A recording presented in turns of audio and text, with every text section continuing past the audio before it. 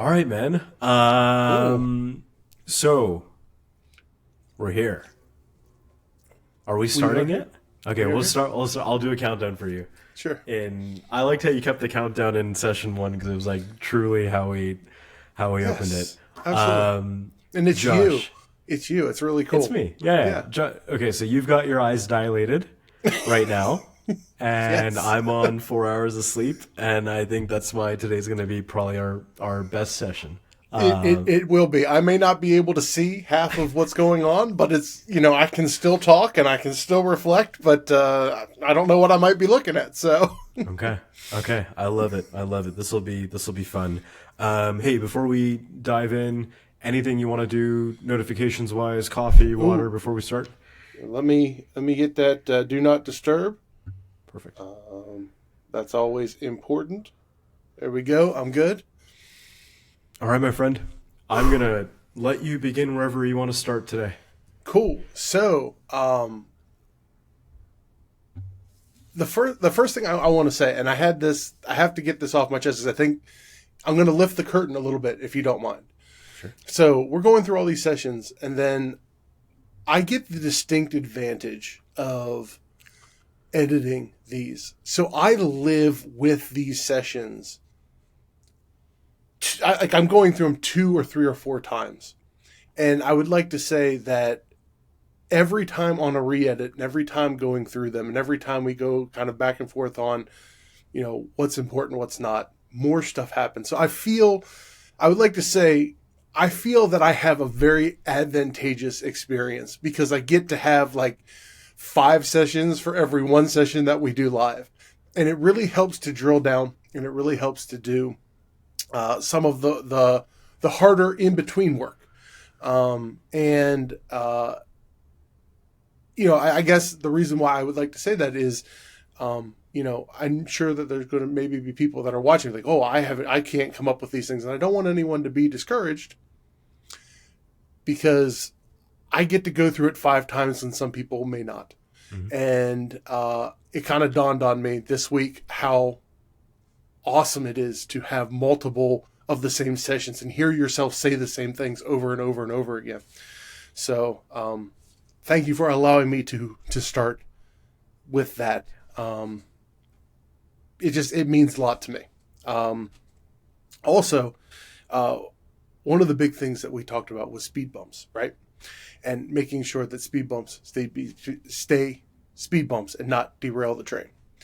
I was lucky enough to have some speed bumps in between some sessions, and I can report back in confidence that the battle to keep the speed bumps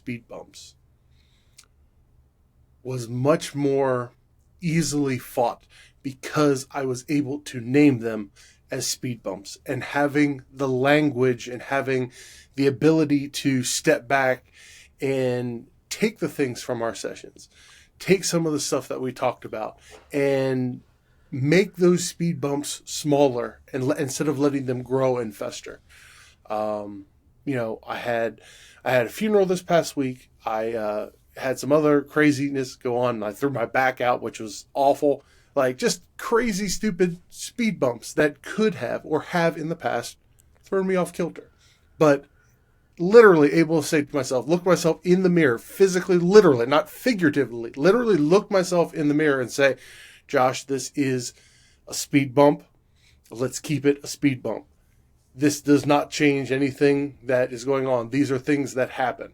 And having that conversation really kept the week moving, or a couple weeks, I should say, moving on much better than I think they would have previously. So that's my story, I suppose, for the last couple of weeks. Yeah. Yeah. And I know we messaged about the funeral, and I'm sorry for your loss. And I I wasn't aware of the other speed bumps. And this is, I mean, I'm like you said, you're kind of half joking about, hey, grateful for the speed bumps, but I'm grateful that you had a bit of a test there, and you could see what happened as a result. Um, I almost want to keep kind of pulling on this thread for a sec, Josh, like, because I know for you naming it and owning it helps things feel smaller. Like we've got that from the first couple sessions. What else do you think helped this week? Because I want to keep building this catalog where we start to understand what you can lean on going forward during speed bump times. So the the recognition of self doubt, um, and recognizing the voice that it comes in, and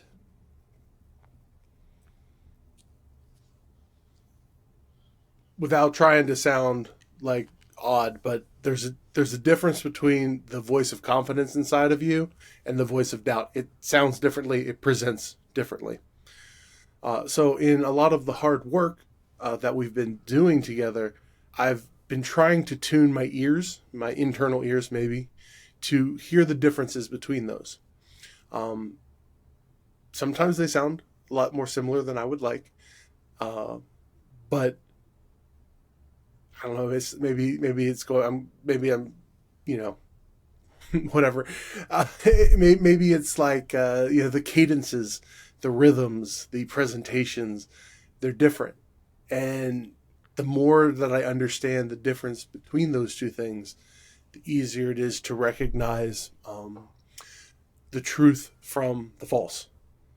And that false sense of self doubt begins to sound very different than the truth of who I am and what I can do, and what, the truth of a situation, and all of those things. That has helped quite a bit, and a lot of that just comes from you know being able to put a name on it, categorize it, and then pay attention to it. There's so much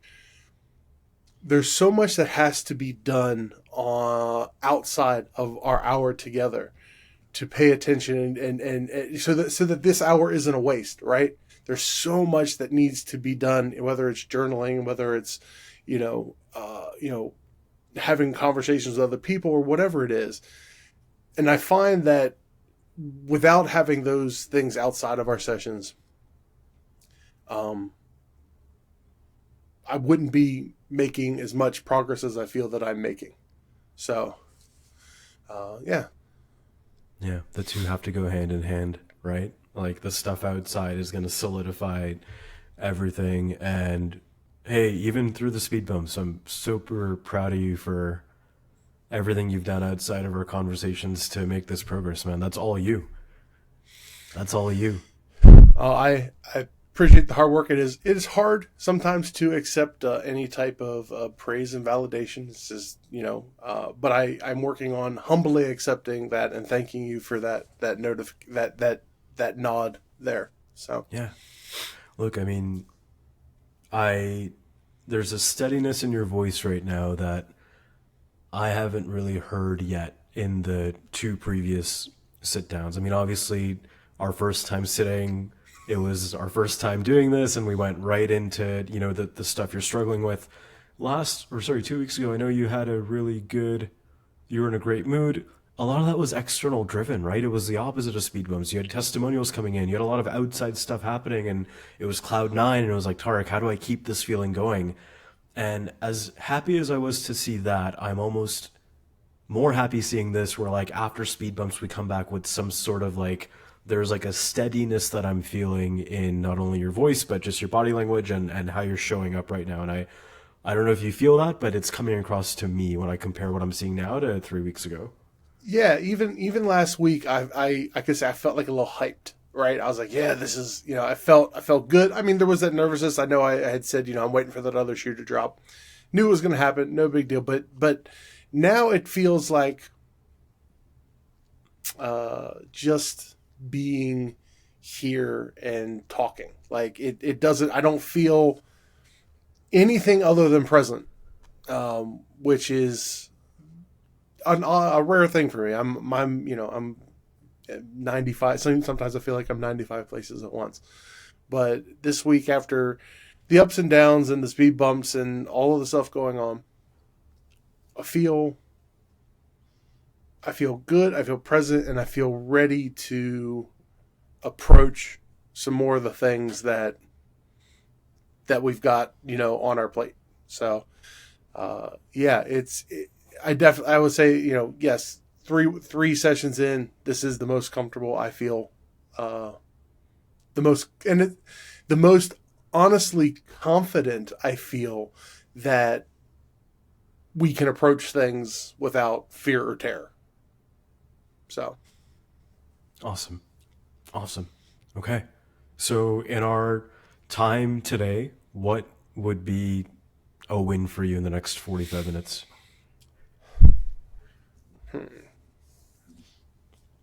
I I would like to, maybe if we could talk a little bit about some of the reasons, and then maybe some techniques or something of overcoming the my desire to want to over educate and over analyze and over prepare and over everything to any type of situation, and because I feel that not only can I never get to a place where I feel adequately prepared, I feel that when I do those things, that I overcomplicate the situation, and the situation becomes something that it's not. Right? The situation becomes something that it's not, and that's been on my mind a little bit this week. How do I keep the thing the thing? Tell me more about that. Keep the thing the thing.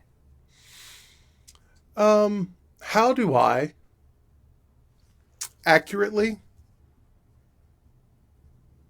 approach a difficult situation, or a challenge, or even even a situation that's new and I'm not sure of, without making it into something so huge and so overwhelming that it becomes unapproachable.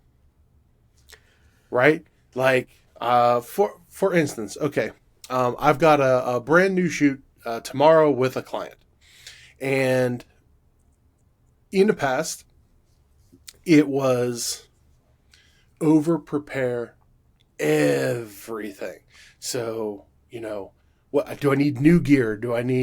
What gear do I need to bring? How's this client going to feel? And over analyzing every single piece of the production to the point where the production becomes like beyond Hollywood level type of production. I'm doing this with one other person in a crew. So it's like a 2-person crew, but I feel like I'm preparing for a 90-person crew, right? And that it's not that. One day I hope it can be, but it's not that now. So trying to figure out how to recognize that a little bit before that process goes. And then when I find myself veering into that, how do I slow down? So maybe what are some ways that I can adequately prepare instead of over prepare? How do I adequately approach a situation in the confidence of knowing what I can do instead of the fear of the unknown, or what I believe to be?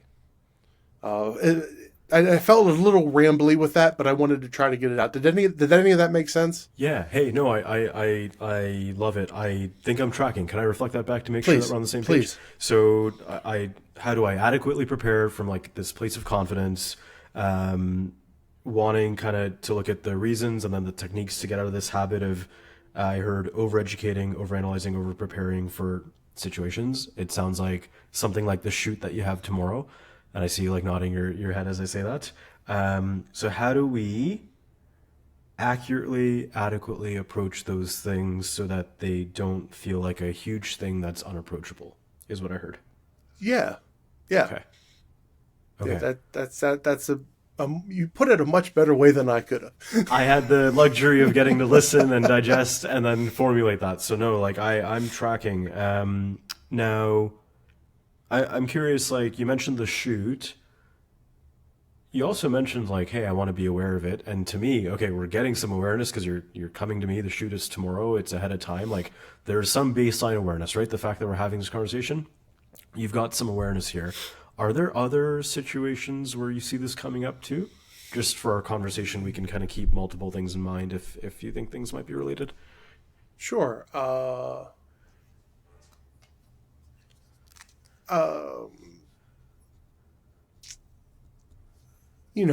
hard conversations you have to have with family members or coworkers, or clients, where you are unsure of how they're going to take it, but you know that you still need to have that hard conversation, and you have to say the hard thing, even though you put the risk of a relationship, um, uh, maybe not of it capsizing, but of there being a significant dent or damage. That's usually one that I can say, causes some peril. um, I think I know it's very general, but a lot of things that are just new, that are have never been done before can cause that. I think there's a natural tendency to it, but I think going beyond the I tend to go beyond what that natural reaction is and overblow it to gargantuan proportions. So I guess those are the kind of the two things that I would say. There's difficult conversations, then preparing for something new is the two that come to mind right now. Okay, cool.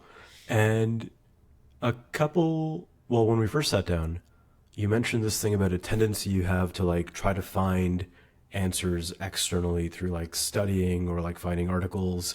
I'm curious if there's a relationship here, like when you're talking about this over preparedness, is it about external only, or is it also this like inner over preparedness? It's everything. Okay. It's everything. And I actually kind of know the root of where a lot of this comes from. Do I have time to share a quick story? It's our time. Cool. It's our time. You can absolutely go ahead. Yeah. So the root of this insecurity, I'll just call it insecurity. I was in high school, and we were in class, and we were having one of those really great philosophical discussions that I guess are kind of in high school, and I sat in the chair answering my teacher in the best way that I could. At the time, I did not have the vocabulary to explain my feelings. And as I stumbled through trying to explain what I was going to explain, um, he looked at me and he just said, "Dude, you're so off the wall. Like, why do you even, like, completely dismissive?" And at that singular point, I remember saying, I do not have what it takes to explain the enormity of what I am feeling inside. And that set me off of a lifelong path, to reading, studying. There's an old Pete Townsend quote from the who he's like, rock and roll is here to give language to people who can't describe how they feel, and music, all this stuff, right? So that's been like the better part. That was what, man, that's like 24 years ago. So I've been doing this longer in my life than I haven't. So that's like this root, and I have always kind of viewed it as a net positive because having that love for knowledge and that love to have a language to explain how you feel is massively beneficial. It's been a theme of what we've talked about, even quite a bit. But there's a layer to it that is still driven out of insecurity and not out of confidence. That is maybe some remaining toxicity in my life that causes it to go off the rails. So, if we can, that would be the story. I would say let's approach where we go with that context in mind. Yeah. Yeah. I appreciate you sharing that. I appreciate you sharing that. And so, given all this and given this area that you've brought up, what do you want to leave with at the end of our time today? I want to leave with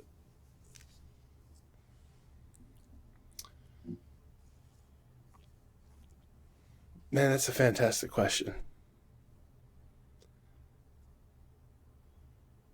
Because my first response is, I want to leave with more knowledge of how to attack this thing. I don't think that's what I need. I think it's what I want because that's what I've always wanted. But I don't think it's what I need. And I'm going to just be open and honest at this point and say, I don't have a good answer for you of what I want to leave with because I don't know. It's beyond, right? I can't, I don't even know what it is. Um, you know, it's so I'm sure that makes that makes your job a little harder, but that's if to say anything different would be dishonest, and that I can't do that. I won't do that. This Yeah. base is too sacred for that. I appreciate you for the honesty. I appreciate you for the honesty. Okay, so maybe we dive into it and let's just keep checking in with each other. Sure. If we're kind of going down the right path, or if we need to pivot, we'll see kind of where we go. All right. So this does remind me of some of the ethanol stuff from last time, by the way. Yeah, a little bit. Because the first question I have for you, like I asked you 2 weeks ago around the self doubt piece of like what might be the benefit of these fears, and similar question here, like what might be the benefit of this urge to prepare and be ready? Well, the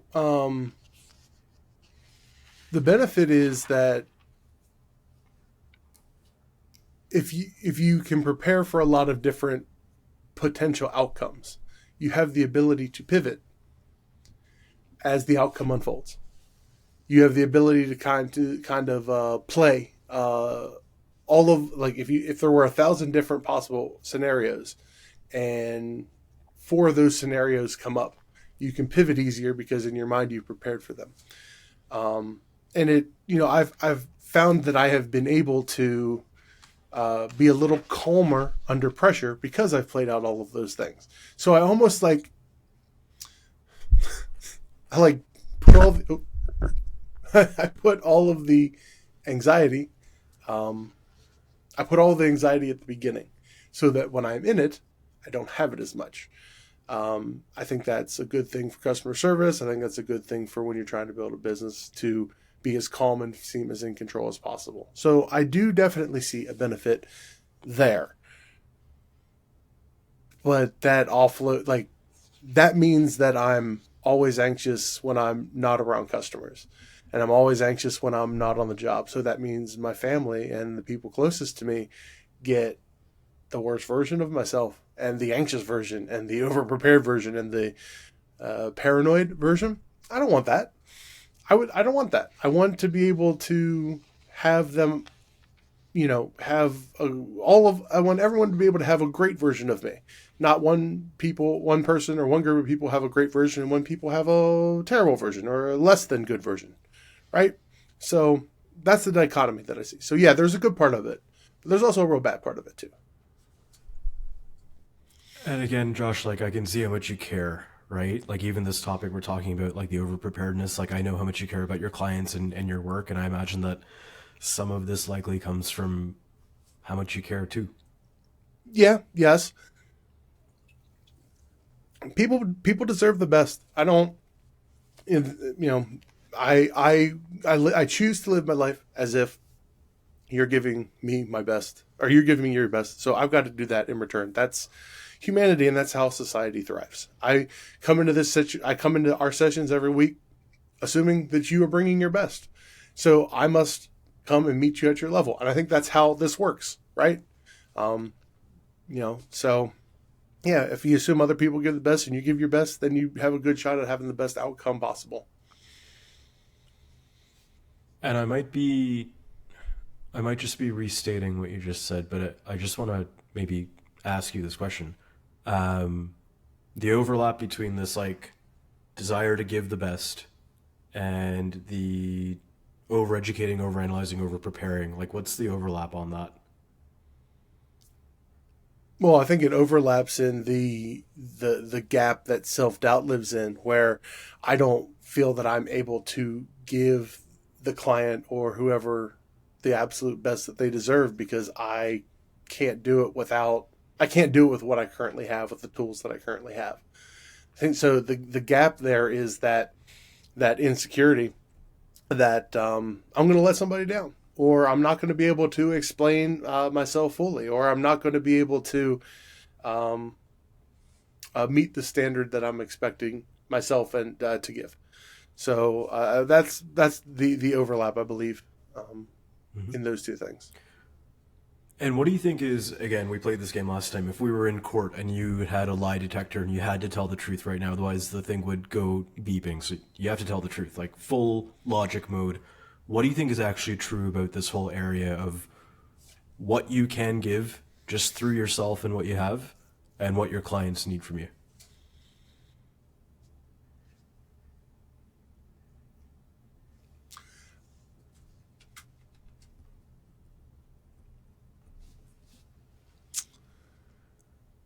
I would probably say I give them more than what they need from me, but less than what I would give myself. Um, yeah, that's probably the best way I could probably say it. I've never had a client ever say that I was less than prepared. I've never had them, you know, um, come in and you know, if anything went wrong, it wasn't because you know I wasn't doing my job. Um, yeah, so that's probably the truth, where I'm actually exceeding what I should do, or but at the same time, there gnaws in the back of my brain a little bit of saying, would you do more for yourself?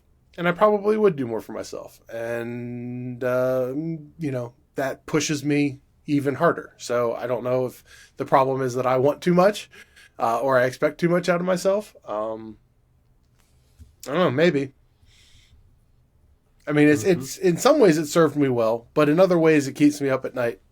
And I'm pretty sure that's not the healthiest way of being. So, Yeah, yeah, no, I'm tracking, Josh. I'm just kind of drawing out a couple, like three threads. I don't know how interlinked they are, but we'll just kind of keep playing here sure. if you're cool with that. Yeah. A couple things I'm hearing, right? So this feeling of like I don't have what I need on my own, Mm-hmm. however we want to phrase that. Yeah. Um, Therefore, like let's lean on other things to prepare, right? Yep. Bucket one. Bucket two is like how much we're expecting of ourselves. I think that's the first time I've heard you say it that way, so I want to call that out. And then bucket three is like the actual like outside preparedness and like the things you're doing before the shoot tomorrow. And I imagine that gets manifested by the stuff kind of inside. And it has me wondering, like, is this a conversation about like dialing back the preparedness to a level where you feel like it's optimized, or is this a conversation about like, what if this belief that you don't have what you need is actually BS? That's easy. That's the latter. There's that's absolutely what it is, because objectively, there's nothing that says that I'm not prepared. Nothing. I'm always over prepared.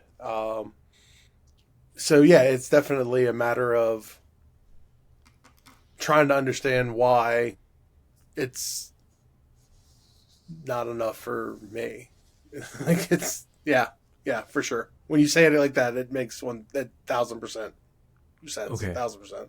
Okay. Can we test this on like our 0 to 100 scale for a Sure. sec? Yeah. Um, on a scale of 0 to you like 100 or 10? Hundred's cool. 100's cool. I Okay. like nuance. Yeah, sounds good. On a scale of 0 to 100, 100 being like the maximum amount of preparedness or overanalyzing, overeducating that is humanly possible. Zero is like we're winging it fully. Um, what number do you feel like you currently operate at, like before us having these conversations?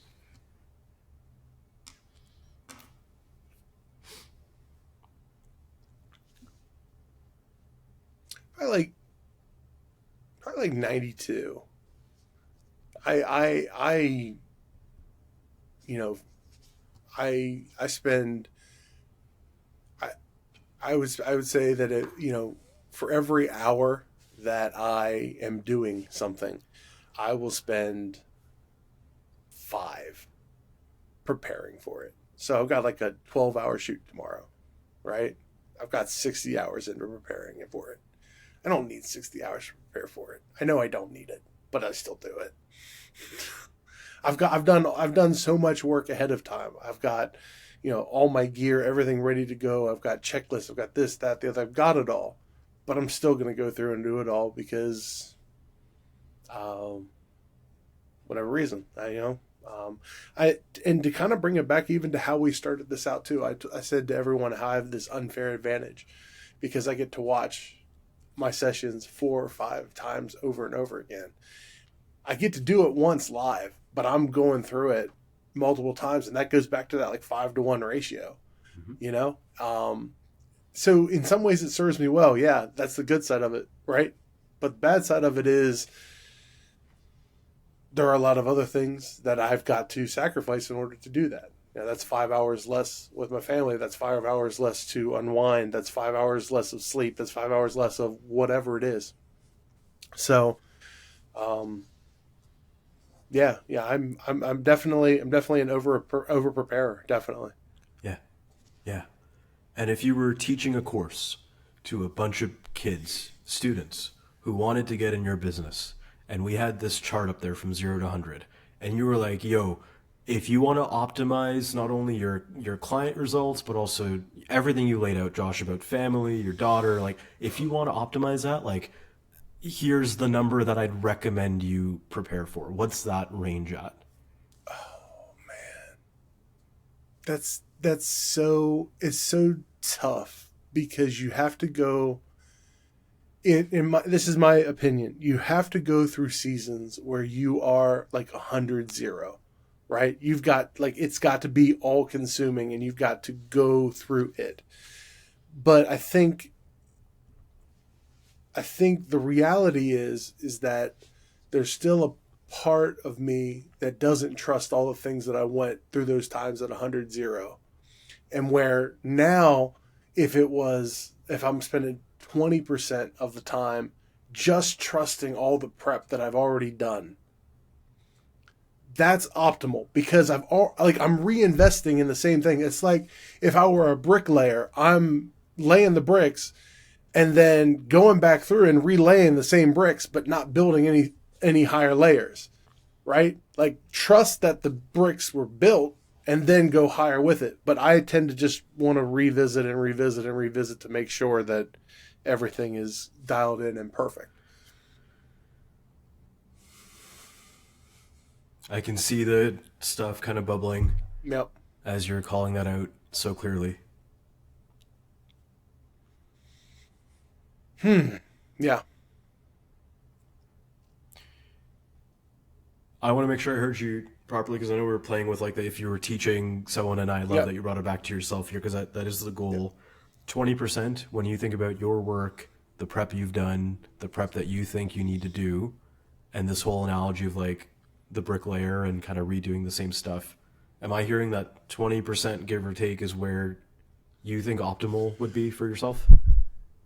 Yeah, especially when it comes to like the creative services because having an overflow of 80% of the mental capacity to be creative with it is a way to better serve the final product. Um, so yeah, yeah, to try to answer the question about if I were teaching it, I would tell people you've got to when you are first getting going, you've got to you're gonna have to be all in and devote all of those things.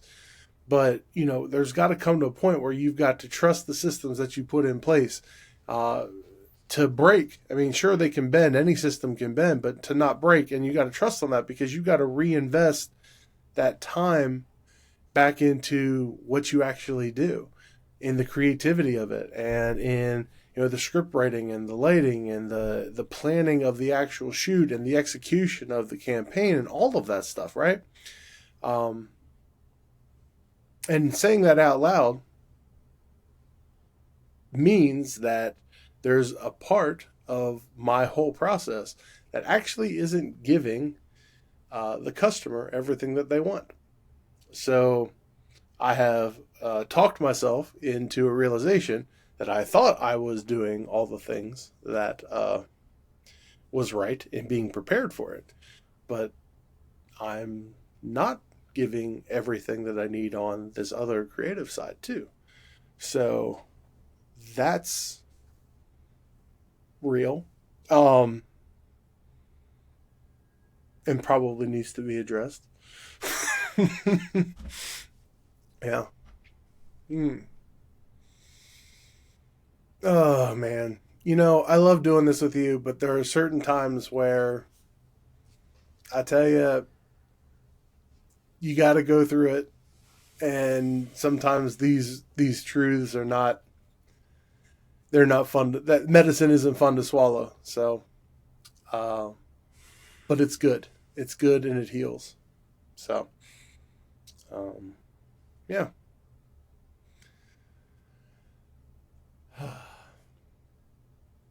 You're moving mountains, my friend. We've sat down for 2 hours and 30 minutes. Like, these are big things to realize, man. The fact that it's feeling heavy shows me how real and true that realization there is. Yeah, that's a real heavy one. So I'll flip back the curtain, and I'm glad that this isn't going to be shared to the world until after the shoot tomorrow. Yeah. But I was going through it, and I've been asked to do a whole bunch of write scripts and all these different things, and I'm sitting here going into tomorrow knowing that all of the technical stuff that I've spent time on perfecting is going to be solid.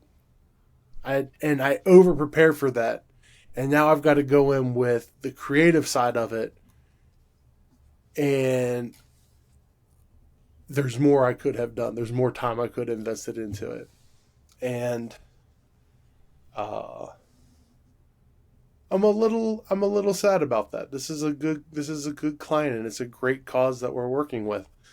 Um, so I'll have to begin to I'll have to begin to adjust those things and just learn how to trust what I've already done. I don't know, man. I gotta ask, what,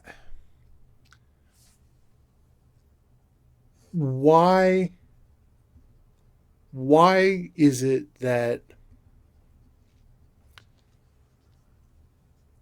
we try to keep repaving the road that we know is solid when we know that it's not really going? It's going to get what, 0.5% better, and we ignore this dirt road that needs paved. You know, yeah, sure, it'll get us where we're going, but we could make drastic improvements on everything else. But we still focus on this thing that's you're going to get minimal return on. That's kind of it's just it's so, things feel so scrambled in my brain and my heart right now with it, that it's like I'm realizing how much time I've spent trying to polish gold to make it a little shinier when it's shiny enough. But left, you know, I left this pile of rocks over here that could use some work. You know, I left them be and just, I don't know. I guess there's a comfort in revisiting all the things that you know. I don't know if that's what it is, but um, yeah, that's, yeah, something something there. Do you play any sports, or are you a sports fan? Played a lot of sports all through my life. Yeah, for sure. Golf? What's your favorite one? I'm a huge basketball fan. Yeah, love Okay. love basketball. Yep. Okay, so like defense, ball handling, 3-point shooting, free throw All of it. shooting, Sure. okay, driving the net. Five categories. There's going to be times where like you might be an 89% free throw shooter and it feels good to hit free throws. And man, do you need to learn how to run back and defend, but when we are left to our own devices, sometimes it's easier to go back to the free throw line and feel good. Yeah, if my high school basketball coach was watching, he would laugh at the 89% free throw thing. But yeah, you're right. You're right. It's like so. So it's kind of like you're getting at this idea of special being a specialist versus being a generalist, right? I don't have the luxury of being a specialist. I have to run the business. I have to take care of all the technicalities of the shoot. I need to do the shoot, the creative, all of those things. I have got to do all of them. I can't just focus on one.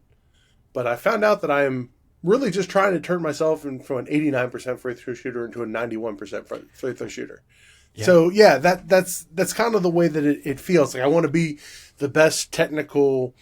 I want to make sure that oh man, yeah. I What's spent the happening? yeah I spent the first 4 years of the business saying to myself, I want to make sure that the processes are right. All the processes, got to make sure all the processes are down and correct. That was the goal, right? So, all the customer onboarding, all of this, all of the technical onsite, like it's all the processes have to be perfect. And I've never moved on from that. Even though my processes are really good, I've never actually moved on to the next phase of things, which is, okay, now I need to take my creative to the next level. So, yeah,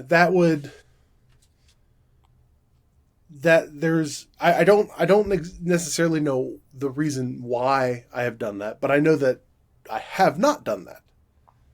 And I could probably point to a lot of other things in my life too where I have not evolved past trying to be a really good specialist and turn more into a generalist.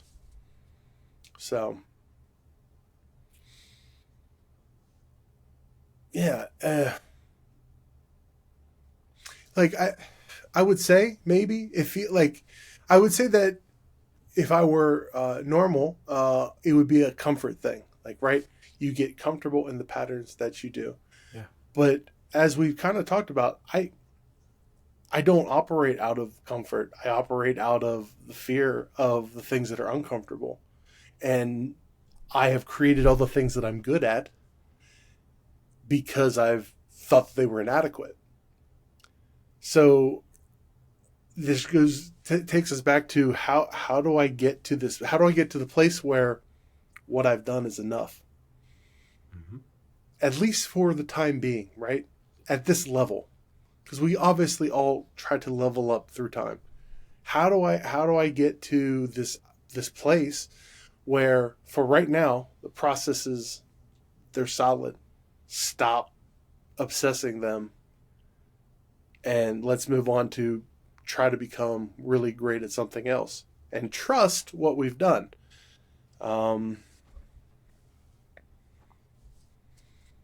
I don't know if that's just the time thing. Like, I don't know if that just happens over time, but I'd love it to be more intentional for Hmm. sure. I'd Hmm. love for it to be more intentional. What happens to your 0 to 100 off of the current 92 if we just pause the world for a sec? I snap my fingers, and for a month, you have full trust in what you've done because I've programmed it into your brain, like hypothetically, full Mm-hmm. trust in what you've done, and you've just got some inner belief that, like, yo, I'm enough. I don't need Google. I don't need ChatGPT. I'm good. I'm just curious what happens to that 92 Hmm. under those two conditions. Hmm. I don't know. I I don't know. I think I think I would be more relaxed. I do. I think I would be much more relaxed and not constantly in a panic mode of things are going to go wrong or whatever. I think I would theorize that probably I would have a whole lot more room to be extremely creative, and I'd have a whole lot more space into expanding some of the things that I'm willing to try and willing to do, and take a little bit more risks, which you always have to do in a creative element, in a creative space. Uh, I think it would open up a lot of resources. You know, I think it would dump some of that emotional and internal energy into a different bucket, and feed a different muscle, a different mental muscle. But I'm not exactly sure what it would look like. I don't know. Okay. I'd like to, Uh, I mean, I'm certainly open to trying to find out, but I don't have a clear picture of what that would be. and so if I remove those two things from you, if I give these two conditions to you that you feel like you're trusting in everything that you've set up, and you've got a belief that what you have is enough, is there anything else keeping you from like the steady state that you want to be operating from here?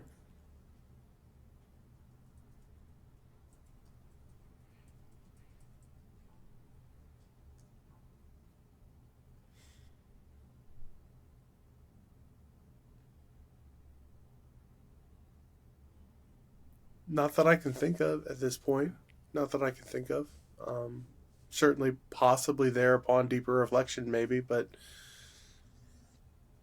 not that I can think of. Okay. So then if I zoom out for a sec, is it fair to say that like in this sphere of Tarik, why am I overeducating, overanalyzing, overpreparing, in that whole sphere, and going from like 92 down to the 20% that you want to get to, it seems like we've isolated like two kind of things here that are keeping us at the 92.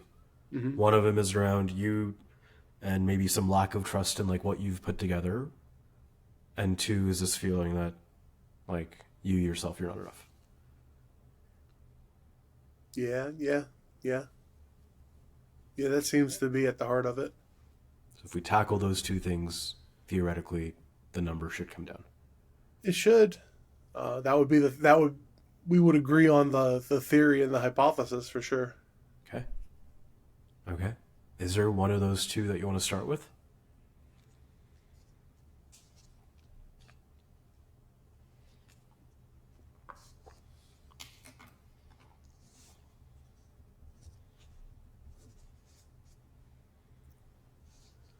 The more difficult one would be the why I'm not enough.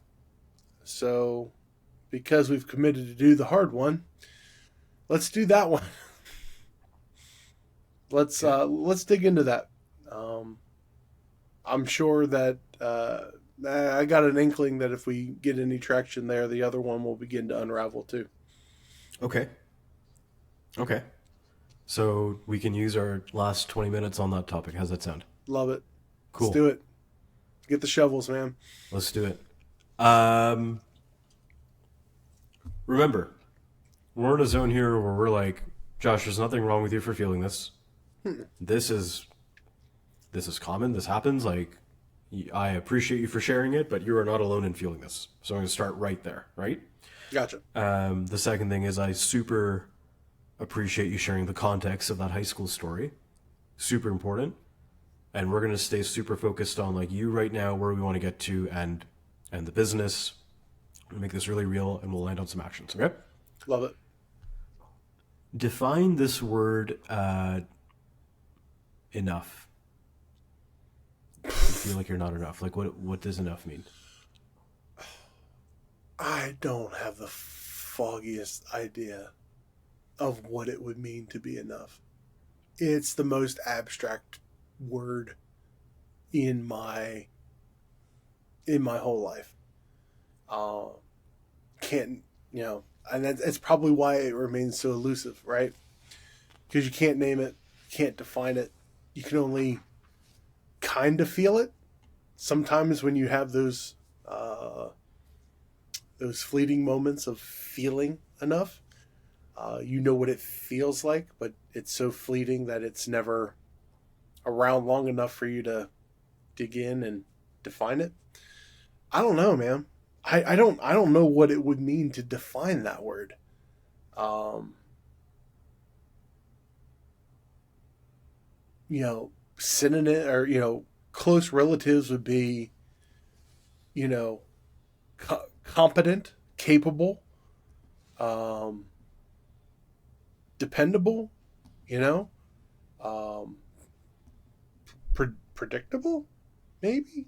I don't know. Predictable is a little weird, but it came up and I figured I'd say it out loud. Um, yeah,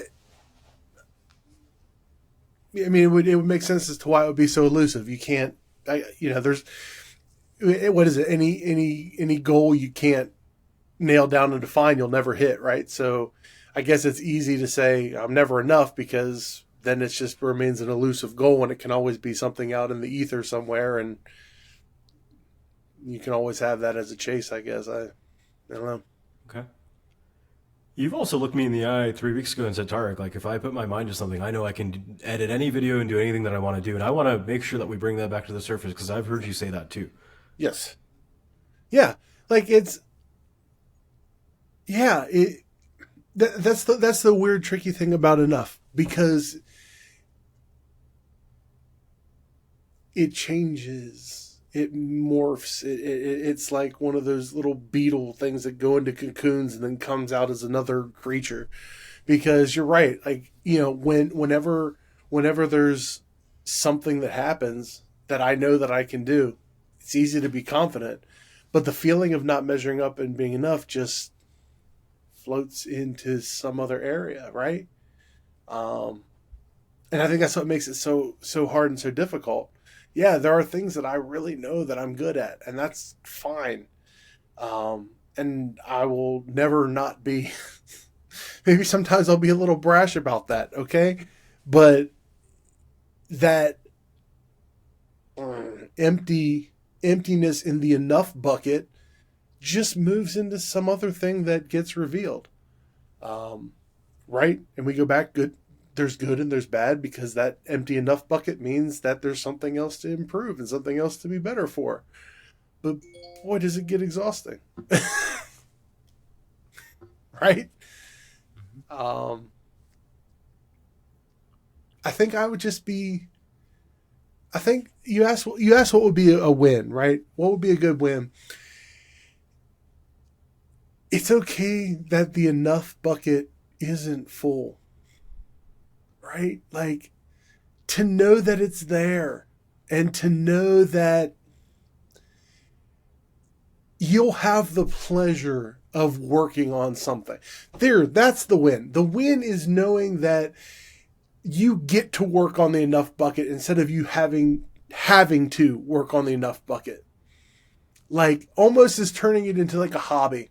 Like it's really cool that I get to train to become this different type of specialist. Not I have to because it's a ding on my character or it shows a weakness or whatever it is, right? That's the win. The win is that the enough bucket is a cool opportunity to become something that you're not instead of a definition of whatever you lack. There. That's the enough. That's the win, right? That's what we're after. What just happened there? I have no idea. Maybe the caffeine kicked in. Maybe I don't know. I don't think it is. um, I'm tracking. Yeah. It just I don't want to get rid of whatever internal compulsion drives me to become the best version of myself possible. I don't want to get rid of that. I want to be the best dad possible. I want to be the best husband possible. I want to be the best business owner possible. I think I've said this time and time again. I want to become the best version of myself possible. That means the enough bucket's got to be there. But I would really like it to be the intent of all of this is to become something instead of chasing after the definition of what I'm not. Right? That's really what I would love to be after. And I know how driven you are, and I've heard that kind of inner drive and the compulsion. So is there some relationship between like, oh, if I was enough, that means that I'd lose that compulsion or I'd lose that drive? Oh, sure. Yeah, that's always the fear, right? Like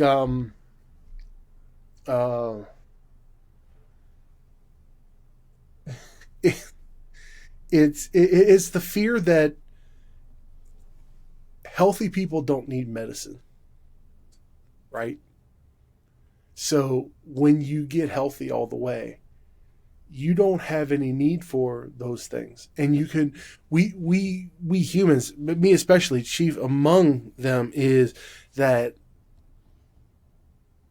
if you don't have to put forth the energy into doing something, you won't. If you think that you're fine where you are, cool, you're just going to stay there. So, yeah, the fear of losing whatever drives you to be better is something I don't want to lose. But I would like the aim to be more positive and less toxic. Like I don't want to lose it. I've built what I've been able to build, my reputation, my business, my family. I see, some of the impact that I have on my daughter, which is incredible. I don't want to lose those things. And all of that was driven by these enough buckets that have popped up over time. And yeah, there's been good things that come out of it, but I can tell you there's a lot of toxic things that have come out of it too. And I would like to have it be less toxic and more positive. What if there was a reframe where it's a win-win, where we keep the drive, but it's not at the expense of feeling inadequate? Because I'm hearing these kind of two things, right? Wanting the drive, but also feeling like this concept of like inner compulsion and drive and wanting Sure. growth, Yep. but then this feeling of like not being enough. And I think those are kind of separate things. What if there was a reframe that we had that was a win-win? Yeah, I mean, that's like, we go back and we talk about utopia, right? That elusive promised land. Sure. That's absolutely a part of it. Um, you know, uh, I would love for it to be reframed. I've spent 40 years on the earth not being able to reframe it. But that's why we're doing this, because I can't do this by myself. We're going to have to find a way to reframe that, right? I think I heard you kind of just do it though, right? A couple minutes ago. And maybe when you rewatch this, right? I mean, there was something, Maybe. and I was so captivated by what you're saying. I don't think I got the exact words, but but turning that drive into a positive of like I'm making this part up, but like this isn't the finish line, right? Like we're not Yeah. stopping here. We're not going to Yeah. stop growing, but that I heard you kind of start to go down that path of like, let's make this a positive and Yeah, not a let knock it on be like ourselves. fun, man. Let it be just like I get to do it instead I have to do it. Like if that make um I get to go to the family reunion versus I've got to go to the family reunion, right? Like the destination is the same thing, but the way that you get there is so different, and the journey to get there is so different. And I would love for this compulsion to be I really get to do this. I really get to become this. I really get to, I get to focus on these things instead and it be an addition instead of it trying to like make up for a negative, right? Because now this compulsion is serious, is very much so. I have to do these things because if I'm not, then I'm a fraud, imposter syndrome. I haven't prepared enough, analysis paralysis, or the pressure outside is going to break me, right? Let's go back to the triangle in the beginning, right? So, in the center of all that is this compulsion of not letting any of those things win. And it'd be really nice if it was just cool, it's there. Let's have fun in addressing it instead of it being this all-consuming definition of lack. Is probably the best way that I can even say it right now. Something added to me instead of making up for something that's not there.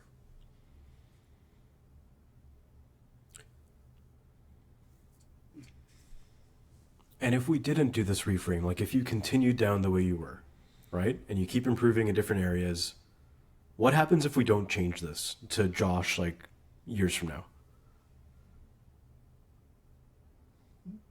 Um, Probably circling the same boats that's going on, and it's the same patterns, and eventually the speed bump becomes something bigger and capsizes something, and I lose 6 to 8 months of some type of depression or whatever happens. Like you just the big long cycles just would continue. Um, you know, um, Like nothing, like you don't do it, then nothing changes. Yeah.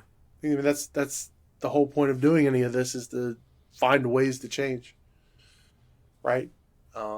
No, no, nobody goes to finds a coach because they're happy with what where they're at. I Hmm. don't I'm desperately hoping I don't offend you or anyone else by saying that, but Uh-huh. we don't seek out help when we're fine with the way things are and we're just cool with it. I refuse to accept being fine with this. I don't want to do that. I'm past the halfway mark of life. I got the first half is over and done with, and I don't want to spend the second half like I did the first half. So yeah, that's the whole reason the whole reason why we're here. Yeah. Okay. Okay. So this framing that you're kind of I can see it in your eyes as you're walking through it, like you're speaking quicker, you got the energy.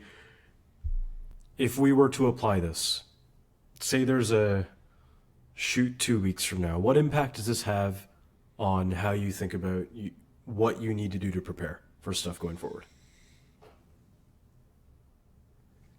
So if it was 14 days out, right? If it was 14 days out between shoots, normally it would be the first 10 days of that process would be making sure all the processes are in order, right? Hmm. And going over them again. And then you spend the last 4 days throwing the creative together and heading in and doing it.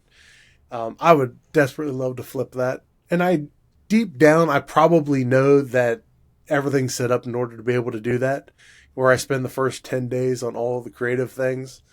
And the last four is just the processes of stuff. Um, Deep down, I probably know that it could be that way. Uh, Whether or not I trust that yet or not, I don't think that would be a true statement. But Hmm.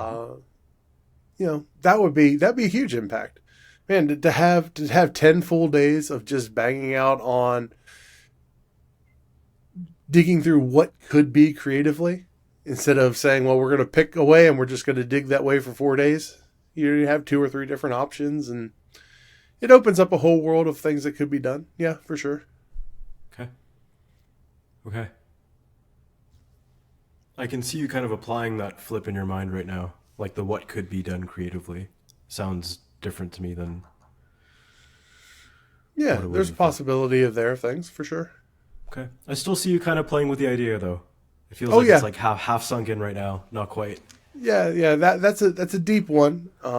That's very anti normal behavior and normal thought process. But like it's floating in there. It's like yeah, maybe and possibility, and hopefully, maybe we'll try to flip things the next shoot that we have scheduled. We can at least try it, right? Like we can at least try to see what happens with it. Yeah, look, like what might be like a safe way to try that where you don't feel like you're in Oh danger? man,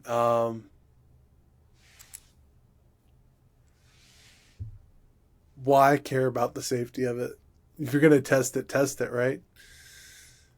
Like contracts are signed. There's nothing that's going to be so catastrophic that would happen. That I mean, what's the worst thing I'd have to do? Well, give someone their money back. And apologize profusely and learn the lesson. That's like the worst thing that can happen. Uh, yeah, I have to look at the calendar. Maybe I'll just try to flip it. Sometimes it seems so easy to say and so easy to like you know theorize. Like it's really easy. Yeah, let's just try it. Um, Brass tacks when it comes to it. I don't know if it'll be as easy as that, but I'd like to think it would be as easy just to try. Give me a couple brass tacks of what it would look like. You're not committing to doing it, Yeah. but let's go into it for a sec. Um, I think I would call together the creative team I have earlier. I would engage in that a whole lot earlier. Instead of like normal process, it's like, okay, contract signed, and then a few days out before the shoot, hey team, here's the brief, here's what the customer wants. What are we going to do creatively, right? Maybe we do that right after signing, and we pull that team together, and we have those meetings. We have those discussions earlier and longer. And then we just deal with the technical side of what needs to be done after the creative set. It actually probably makes more sense to do it that way anyway. How's it landing for you? Doable.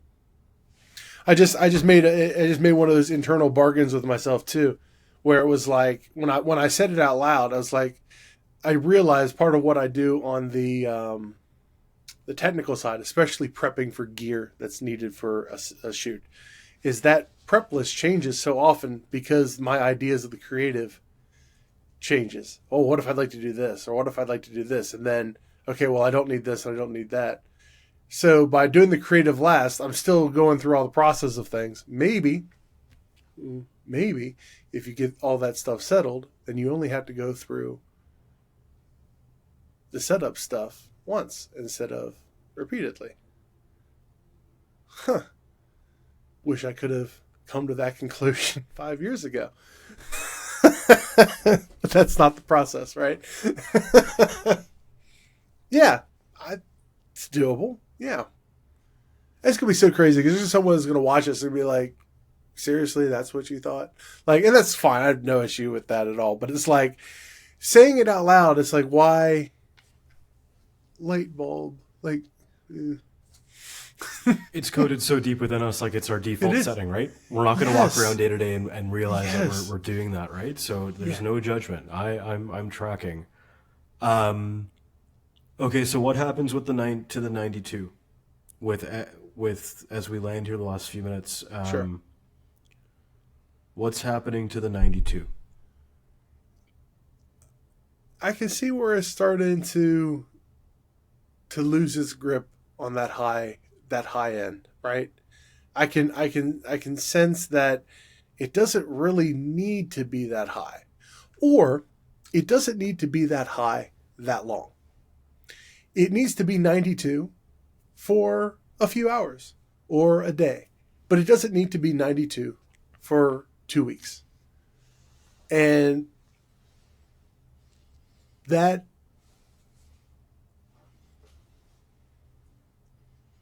feels like it could be it feels like it could lead to being a little bit more involved and in control of an entire process instead of only a little piece of the process. That's where I would think that would end up. And I think that's probably a good thing overall. Okay. I want to make sure that and I know you'll get to watch this back, but whatever you need to do to document or capture what you just said, I want to make sure that like that gets fully registered with what you just said before I keep going. Sure. So let me say it again. It feels that I don't need to be at 92 all the time. I just need to be at 92 for enough time to get it done. And then I can have some of that extra time back to ramp up and do other cool stuff or other parts of the project that are just as fun, and if not better. And I can then be more involved and more in control of the entire thing instead of just a small piece of it. I believe I said the same thing twice. I feel like I said the same thing, maybe a couple different words, but I feel like I ended up at the same spot. It sounded like it, and I just wanted you to have the time and space to let. I've seen your eyes like 4 times in the past hour, like have these like aha moments, and Oh, remember, I did have the dilation earlier too, so that might be part of it. But you know what I mean. Okay, I can see that you have it in your head, Josh, of what like 92 for a few hours looks like, and not 92 for the rest of the time looks like. I can see that you have that in your brain. if you were to operate that way, what impact does that have on like the three groups or more groups of stakeholders here? Like your clients, yourself, and you mentioned your family. Sure. Um,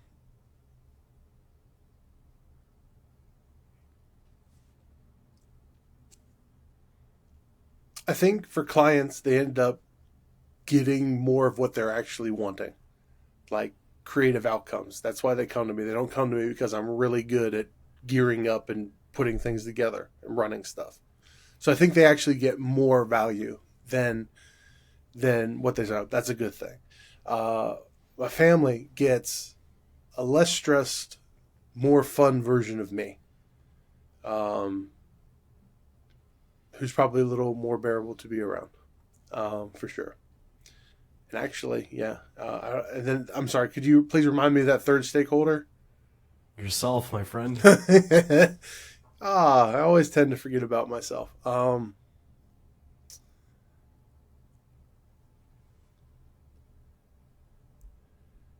I think I would just have like I wouldn't feel like wrung out as much. Like just I'd have a little bit more energy to be ability to relax and to um, repair and refresh, instead of kind of feeling running on empty so often. Um, I think I think what one of the things that happens is after a big shoot or after a big thing, it's like crash out for 2 or 3 days because I'm just so wrung out because I've given all of it, and um, be nice to have some of those hours and days back to be able to reinvest in myself, reinvest in the next client, and reinvest into my family. So yeah, that would be the. I think that would be kind of some of the result of that. Okay. I know it's our first hour talking about this specifically. How are we doing in relation to the goal that we set at the beginning?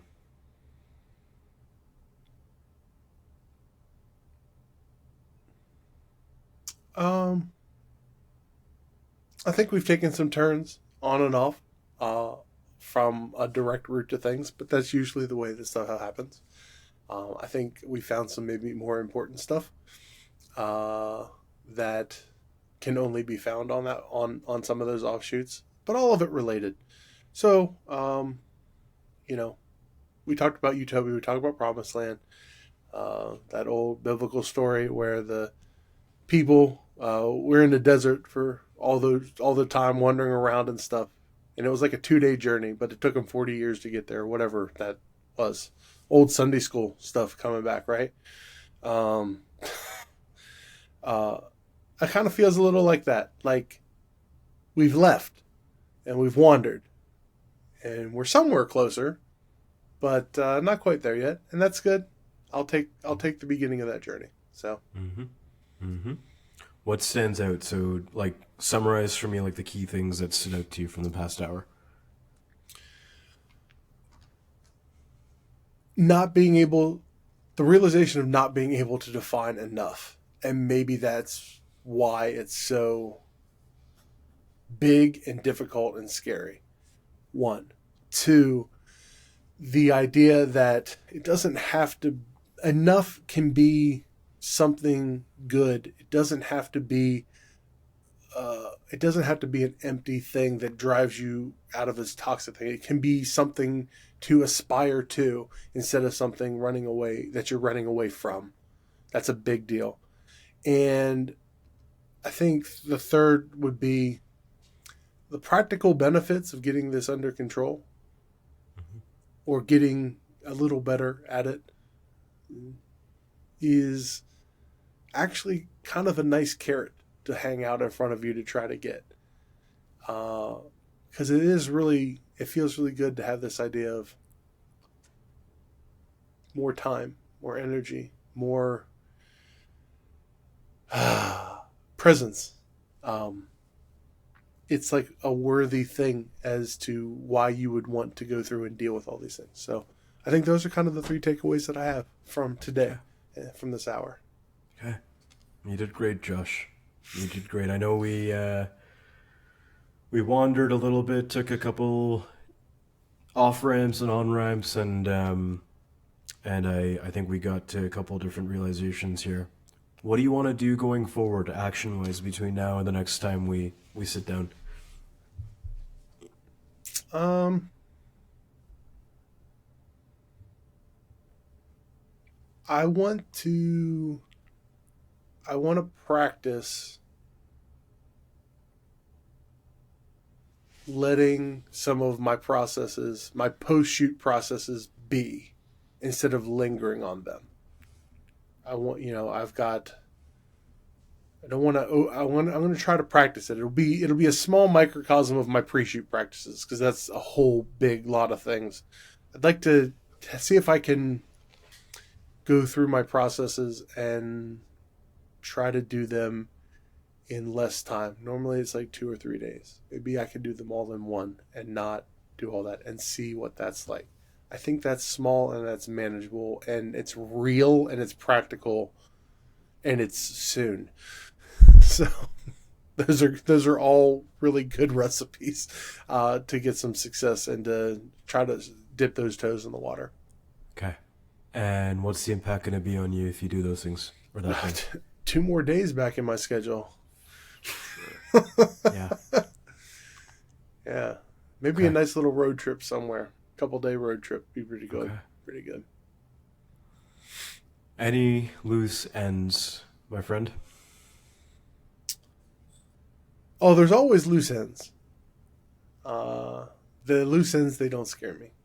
Um, so there's always loose ends. I'm sure we'll talk about them more in the next session. But as always, super grateful to be able to have the space to ramble a little bit. There's a lot of stuff that goes on, so a lot of stuff comes out. So having a space to take the scenic route from time to time is good. It's real good. I'm grateful for you too. You're crushing it. Great job today. I know we went deep in a few areas. I appreciate it. All right, my Appreciate friend. You know where to find me in between. Otherwise, we will talk again Absolutely. next week. Love it. Can't All wait. right. Cheers. See ya. Bye.